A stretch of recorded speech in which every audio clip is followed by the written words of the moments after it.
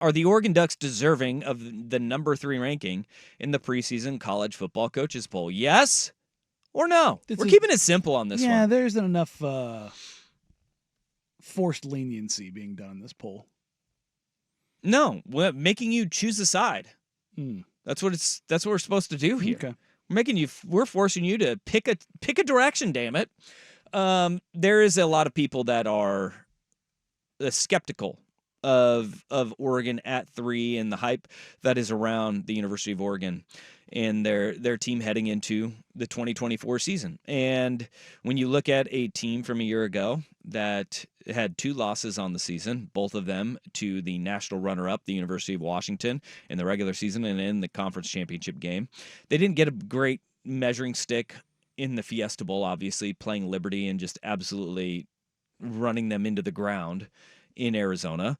But you look at the way that Oregon has gone about building their roster over the last handful of years, and the fact that you have a coaching staff that stayed together relatively well.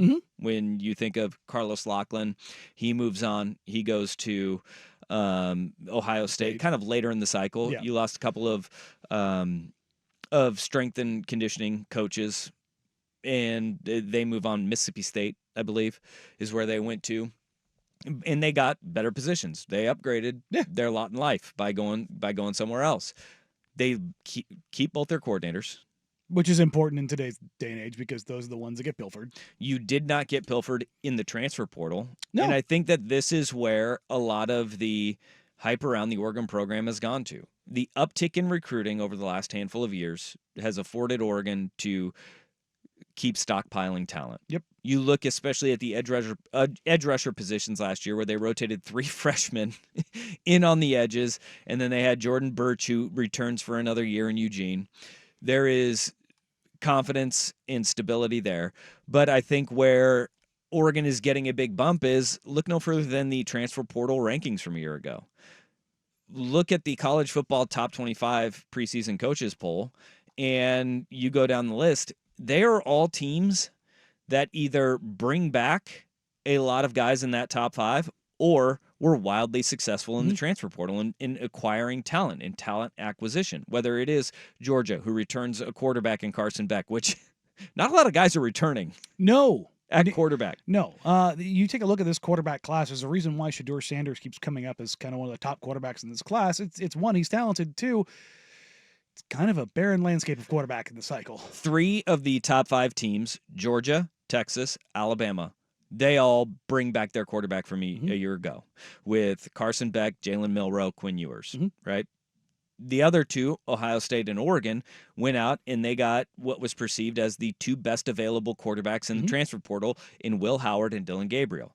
Most important position in football, they did a really good job of going there. But then you look at Oregon, they had the 2nd best transfer portal rankings of any team in college football last year.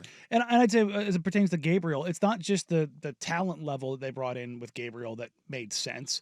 Dylan Gabriel stylistically makes sense. It's at Oregon, I don't think you need to have the pro style quarterback. I think that with the coordinators they've had, whether it be Dillingham or Stein, they take these multifaceted quarterbacks who have I think the thing they look for is processing and accuracy.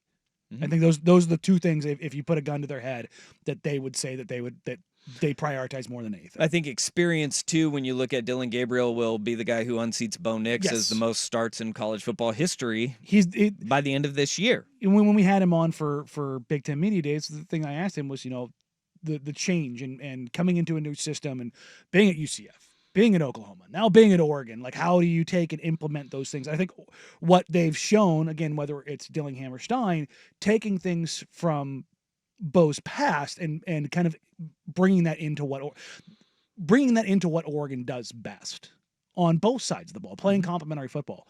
And this is where when you were out, it might have been at Duck Media Day, or I gave the Ducks the credit and the benefit of the doubt.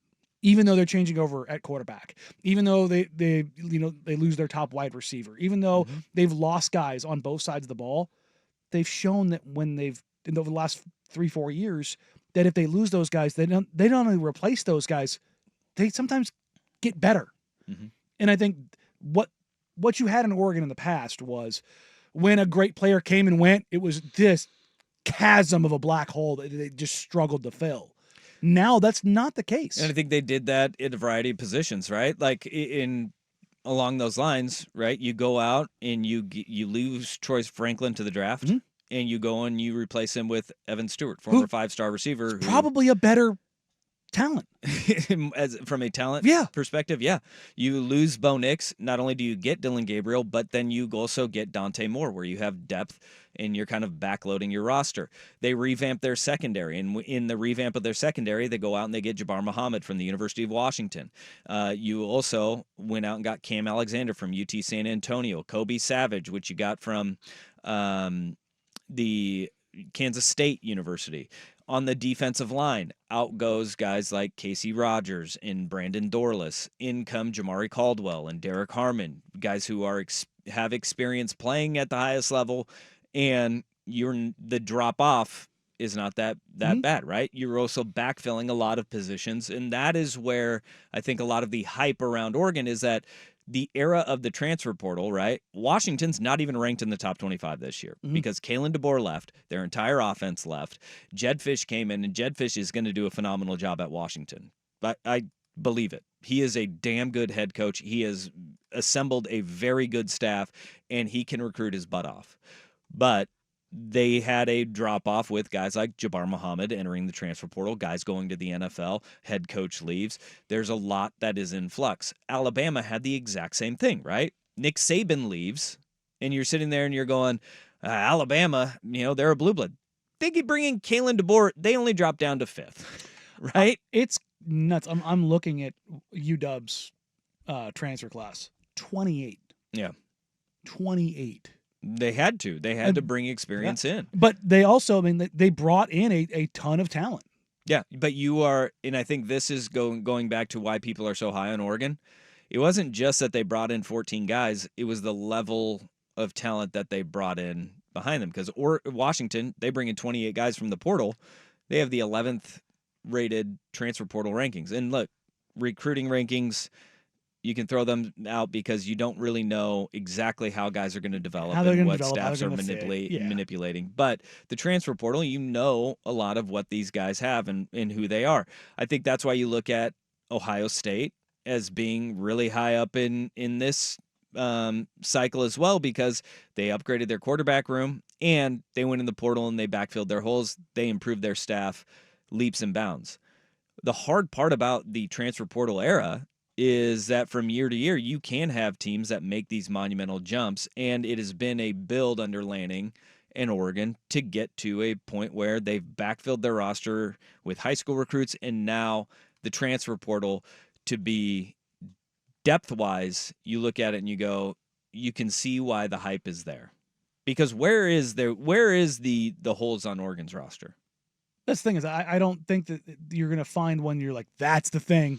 That's because I remember Duck fans downplaying Jabbar Muhammad coming into the last season is like, I don't know if he's really going to be that guy, he could be a good corner. And then by the end of that season, it was, he's really, really good. And that guy comes in and now he's your guy.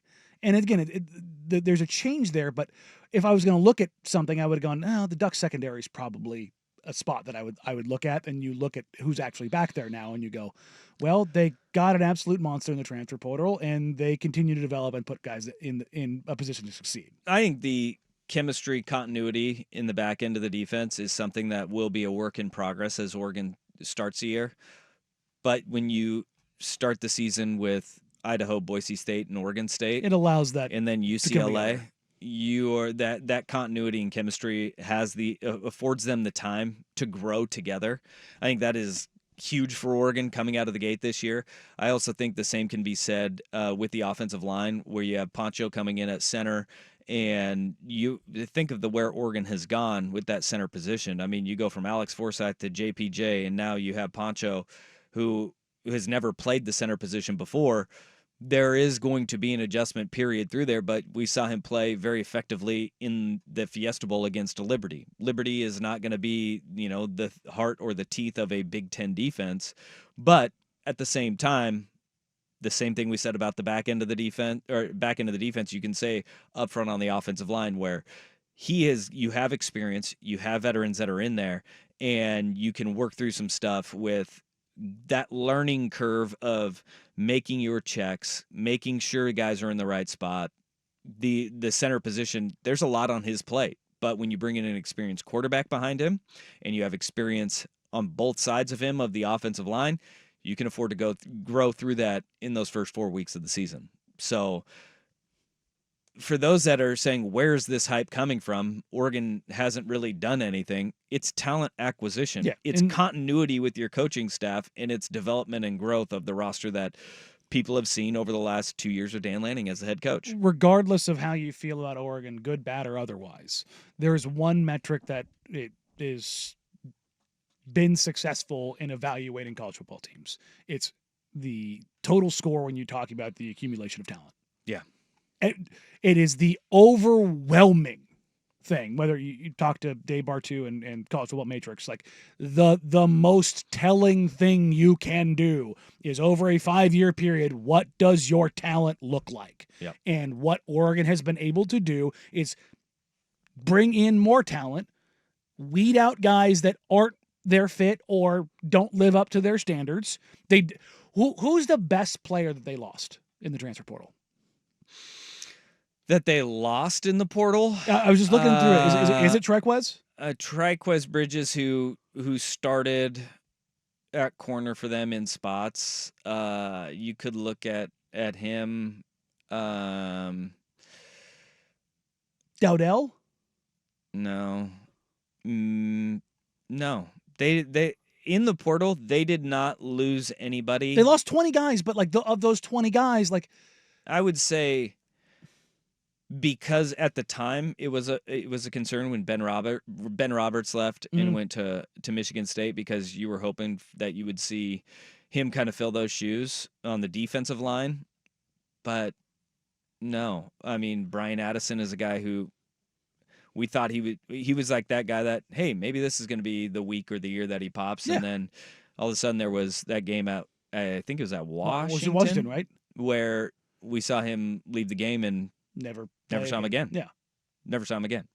But I mean, my point being, there's not the defections. This isn't, because you can say, well, the talent accumulation, look at Texas A&M. Well, Texas A&M was springing leaks everywhere. And every cycle they bring some guys in, but they lose 3 5-stars. You know, right. It was they're bringing in, they're retaining it, they're growing it. I don't want to say it because it sounds dirty, but they've gotten rid of some fake 5-stars. Yeah, they've gone through the churn and they've kept real. And this is the thing that I have always been critical of the Ducks of, is that they didn't have that beef. They didn't have the interior on either side. Now they do. Yeah. And with that, look at the teams that are in the top right now. Whether it's Georgia, whether it's Ohio State, whether it's Michigan, whether it's Texas, guess what they all have? They're all strong in the interior. And big boys up front matter, man. And it's not one line. It's depth. Yeah. That is a thing that Oregon historically has just never had, and now they do, and they're getting, rightfully, the credit for doing it. Yeah, and look, Mario Cristobal deserves a ton of credit for making Oregon a cool place to go if you're a lineman. Because, look, let's make no mistake about it, the Stormtrooper uniforms look really good on the skill position guys.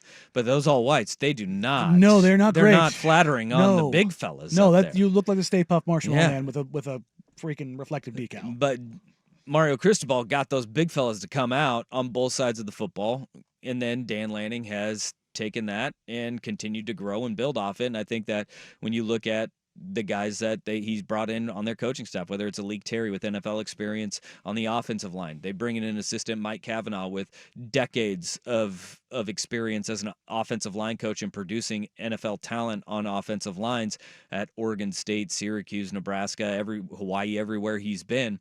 And then on the defensive side of the ball, you bring in Tuioti, who guys love and guys want to ride for and play for on the defensive line. And then, oh, by the way, high-end defensive players, they want to go and play for a defensive-minded head coach, you know? And then the fact that you're able to keep Will Stein. You matter? Yeah, so it matters. So it matters. But the Ducks are third in the coaches preseason poll. And at Danny and Dusty on Twitter, we have the poll up. Are the Ducks deserving of the number 3 ranking in the preseason college football coaches poll? Yes or no? 59.5% of respondents so far say yes. 40.5% say no.